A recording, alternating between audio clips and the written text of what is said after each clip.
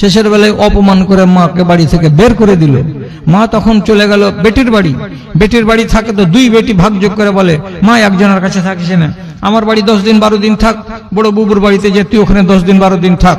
ও বড় বউ যদি বলে এখানে আসতে হবে না, তাতে আমি রাজি। তুই যদি বলিস আমার বাড়িতে এখানেই থাকবি, তাতে আমি রাজি আছি, কিন্তু তোকে এইভাবে ওই বাড়ি আর যেতে হবে না। স্বামী মরে যাওয়ার পরে স্বামীর বদ চলনের কারণে তার হালাল স্ত্রী বেটাদের বাড়িতে আর ঠাঁই পেল না, জায়গা পেল না, বেটির বাড়িতে দিন কাটাচ্ছে। আর দুই বেটিকে বেচারি 4 বিঘা করে 8 বিঘা জমি লিখে দিয়েছে। প্রথমে আপনারা একটা আওয়াজ করুন তো, ভুল হয়েছে না ঠিক হয়েছে? ভুল হয়েছে। কি হয়েছে এটা? ভুল। ও গেল খাঁড়ার তলে, জাহেল বলে। তো তুমি স্ত্রী কেন খাঁড়ার তলে গেলে? প্রতিশোধ নিতে গিয়ে এভাবে বেটিকে লিখে দেওয়া ঠিক হয়নি। আবার ভুল করে বসলো। তাহলে একজন যখন ভুলকে জন্ম দিয়েছে, তখন এই ভুলটাকে ঢাকার জন্য আরো 4টা ভুল করতে হচ্ছে। হয়ে গেল। আর ওইভাবেই জিন্দগি চলে আসছে। আল্লাহ হেফাজত করে। আপনি যদি আল্লাহর কানুনকে উল্টিয়ে দিয়ে নিজের কানুনকে চালু করেন, তাহলে সংঘাত অনিবার্য এবং দরকার হয়ে যেতে গেলে আল্লাহ তাআলা আযাব পাঠিয়ে দেবেন। আল্লাহ তাআলা বলেছেন দ্বীনের ইলম শিক্ষা করো, এটা ফরজ। আল্লাহ তো বলেননি ইংলিশ মিডিয়ামে বেটাকে পড়াও, কোনো জায়গাতে নেই। তাহলে আমাদের দেশের লোকেরা নিজের বেটাকে নার্সারিতে দেয় না, হিফজে দেয় না, নিজামিয়াতে দেয় না। কোথায় দিচ্ছে? যে খ্রিস্টান মিশনারি স্কুলে দাও। আরে আমাদের মতো, আমার মতো মুসলমান যারা টাকা পয়সাওয়ালা আছে, খ্রিস্টান মিশনারি স্কুলে পড়াচ্ছে এক একটা ছোট ছোট বাচ্চা ছেলেকে 7,000-8,000 টাকা করে মাস দিয়ে। বেদিন নিজের মুসলমান বাচ্চাটাকে কাফেরের স্কুলে পাঠিয়ে কাফেরের তালিম নিয়ে তার মন মানসিকতাকে তুমি কি করছো? ইলহাদ আর কুফরে দিয়ে ভরে দিচ্ছ।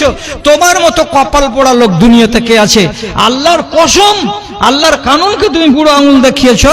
রব্বুল আলামিন তোমাকে তোমার বেঁচে থাকতে থাকতেই তার কানুন দিয়ে তোমাকে বুড়ো আঙুল দেখিয়ে তারপরে কবরে ঢুকাবে। জানো তুমি? জানেন না। নেট ঘাটবেন, বুঝতে পারবেন। বাংলাদেশে একটা আইপিএস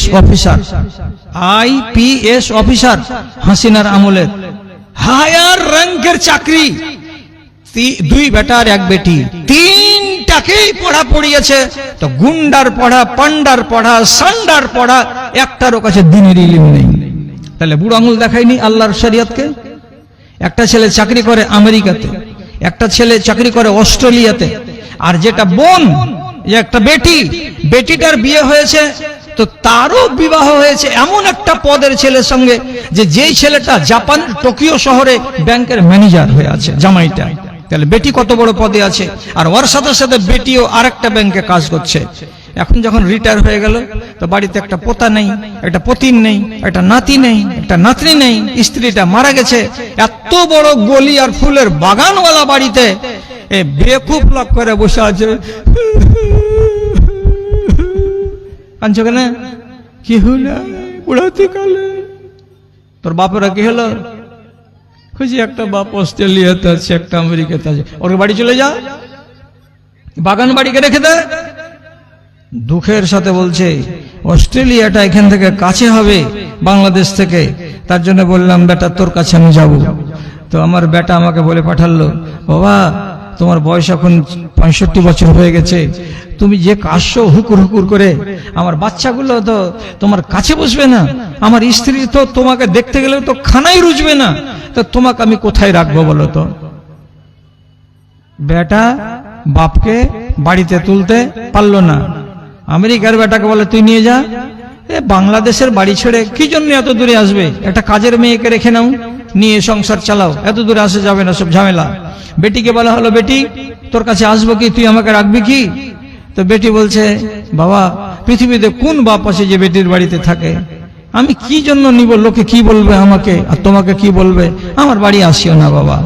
বেটিও নিল না, বেটাও নিল না। এই যে অন্যায় তালিম দিয়েছিলেন আর আল্লাহর কানুনকে বুড়ো আঙুল দেখিয়েছিলেন, লাভ কি হলো? শেষের বেলায় চলে যেতে হলো ওকে বৃদ্ধাশ্রমে। বৃদ্ধাশ্রম বুঝেন? বুড়াতি কালে কেউ নেই তো, বা বেটারা বাড়িতে রাখে না, ওইরকম আশ্রম তৈরি করা আছে, আপনাকে ওখানে রেখে দিবে। আরো 30-40-50টা বুড়া আছে, টাইমে টাইমে খানা পাবে, টাইমে টাইমে তাদেরকে গোসল করাবে, তাদের পিসাব পায়খানার জন্য তাদের সহযোগিতা করার জন্য আয়া আছে, তাদেরকে খেতে দিবে, ঘুমাবার ব্যবস্থা দেবে, জামা দেবে, কাপড় দেবে, সব পরিষ্কার করে দেবে, মাসে মাসে আপনার নামে বিল পাঠিয়ে দেবে, বিলগুলো বেটারা আদায় করে দেবে। ঠিক এইভাবে বেটা দুইটা, একটা বেটি কোটি কোটি টাকার মালিক নিজে, এবং ছেলেরা ছেলেদের কাছে আশ্রয় পেল না, বৃদ্ধাশ্রমে আশ্রয় পেল। বছর দেড়েকের মাথায় মারা গেল। খবর হলো আমেরিকারটাকেও, আর ইউরোপের, আর অস্ট্রেলিয়ারটাকেও। ওরা বলল যে পার্শ্ববর্তী কোন একটা কবরস্থানে আমার বাপকে